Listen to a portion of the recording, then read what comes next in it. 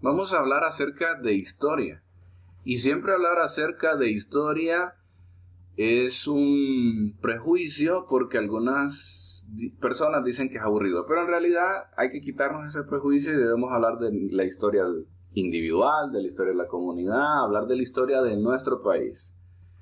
Y en esta situación vamos a hablar acerca de tres épocas: la época prehispánica, colonial, ¿verdad?, e independiente, aunque nos vamos a enfocar solo en las dos primeras, época prehispánica y colonial. Para hablar de la época prehispánica, el nombre también es interesante porque pre significa antes, hispánica españoles, entonces sería lo que sucedió antes de los españoles.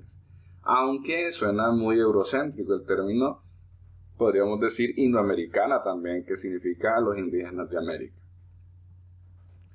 Pero hablando del origen del hombre americano, que también sería otro término a explicar americano en otra ocasión, todos concuerdan a través de sus diferentes teorías que el hombre tiene un origen mongol, es decir, que vienen de un país o de una región que está al norte de China y que atravesaron el estrecho de Bering, y lo que hoy conocemos en nuestro país como Honduras, en el año 10.000 a.C. se empezaron a sedimentar todas esas hordas que iban migrando y que se decidían quedar en determinados lugares como por ejemplo La Esperanza, Lloro, la Cueva del Gigante, Concepción de María, Tegucigalpa. Todo esto de los 10.000 años antes de Cristo. Los lugares lo menciona María de los Ángeles Echeverry. ¿Qué quiero decir con esto? Que hay más de 300 sitios arqueológicos en nuestro país que vale la pena conocer, y lamentablemente solo nos hemos enfocado en Copán Ruinas.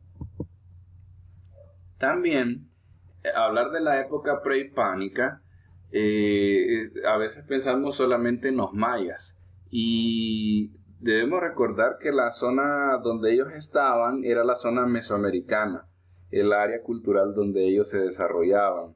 Y tenemos que, en la actualidad, ahí está ahora México, Belice, Guatemala, Honduras, El Salvador. ¿Qué quiero decir con esto? Que es una cultura compartida. Y dentro de eso debemos también conocer que en esa zona estaban los aztecas, en la zona mesoamericana. Conociendo un poco más de la historia de nuestra cultura, de nuestras raíces, vemos que el preclásico, clásico y posclásico es la división de la historia de los mayas. Y encontramos cosas en las que sobresalieron durante esa historia. En el arte, por ejemplo, las pinturas, la arquitectura, sus pirámides, la escultura, las estelas mayas que denotaban la herencia asiática, la religión y el politeísmo y cómo ellos iban viendo su cultura, el calendario, que para algunos el calendario civil y religioso es uno de los mejores y más organizados del mundo, la numeración, que era en base al número 20, y también la invención del cero dentro de ella, que no tiene nada que envidiarle a las numeraciones romanas u otro tipo de numeraciones, tan diferentes como la que utilizamos en la actualidad, como la arábiga. También tenemos que aclarar que Mesoamérica, que es un término que ya utilicé, estaría dividida en nuestro país con la zona intermedia. Es decir, Honduras siempre fue una zona de división y de mestizaje. Por eso cuando hablamos de Mesoamérica también tenemos que hablar de la zona intermedia. De Mesoamérica, decíamos, están ubicados los mayas, pero también los lencas y los chorotegas como descendientes de los mismos. Ellos se dividían en ciudades-estado o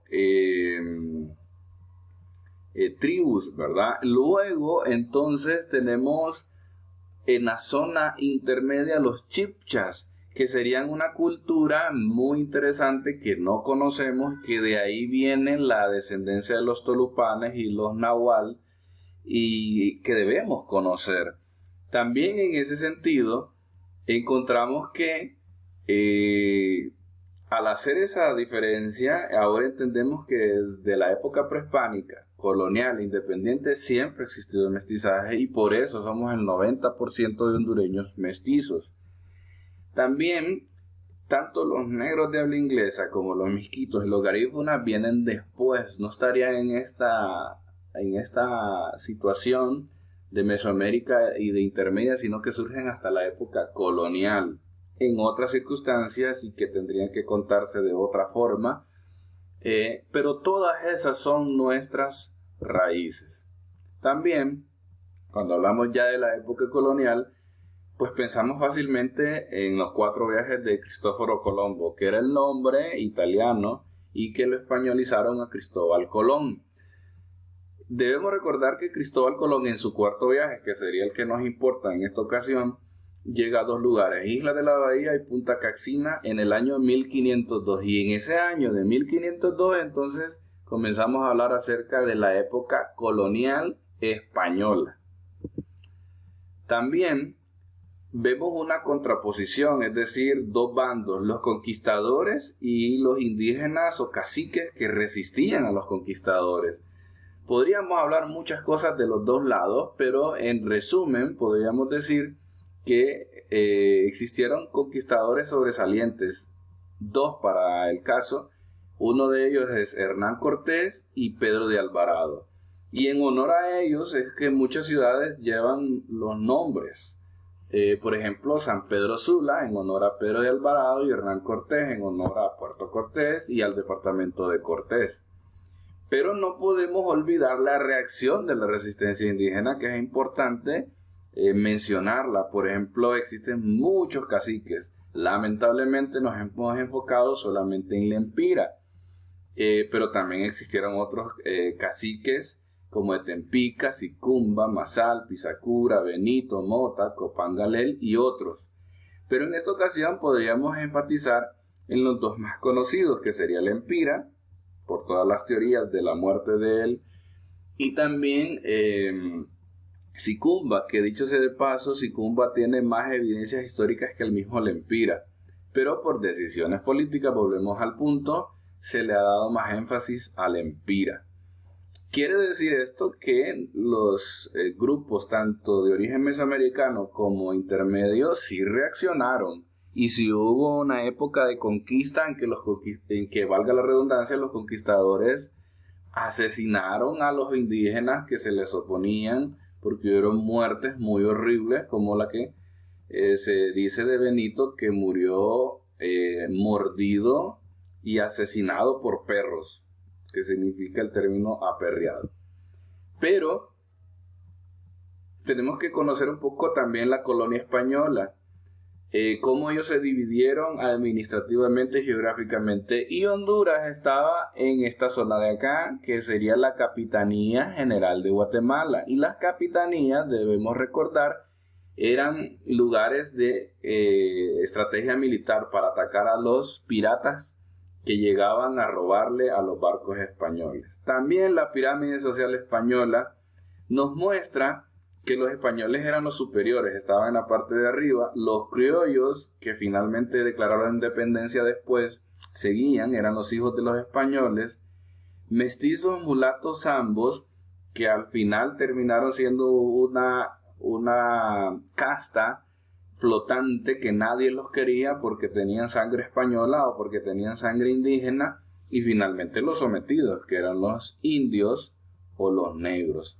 Finalmente la independencia no viene por estos últimos. También, como conclusión, podríamos decir que la historia como ciencia auxiliar o como ciencia importante nos muestra nuestra verdadera identidad. Con todos estos datos que he mencionado, nos deja meditando: ¿en realidad conozco la historia de mi país, de mi región?